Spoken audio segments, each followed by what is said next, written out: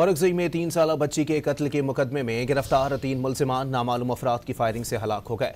DPO Aurangzeb Shaukat Ali के मुताबिक investigation police मुलजिमान को मौके वारदात पर तफ्तीश के लिए लेकर गई, जहां नामालूम अफराद ने अंधाधुंध फायरिंग शुरू कर दी। फायरिंग से तीनों मुलजिमान मौके पर हलाक हो गए। 2 पुलिस एहलकार भी जख्मी हुए। औरंगजेब में 3 साला बच्ची के कत्ल के मुकदमे में गिरफ्तार 3 मुलजिमान नामालूम अफराद की फायरिंग से हलाक हो गए।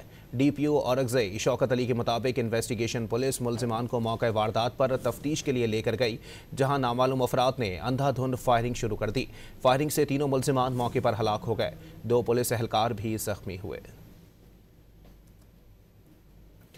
औरंगजेब में 3 साला बच्ची के कत्ल के मुकदमे में गिरफ्तार 3 मुलजिमान नामालूम अफराद की फायरिंग से हलाक हो गए। डीपीओ औरंगजेब शौकत अली के मुताबिक इन्वेस्टिगेशन पुलिस मुलजिमान को मौके वारदात पर तफ्तीश के लिए लेकर गई, जहां नामालूम अफराद ने अंधाधुंध फायरिंग शुरू कर दी। फायरिंग से तीनों मुलजिमान मौके पर हलाक हो गए। 2 पुलिस एहलकार भी जख्मी हुए।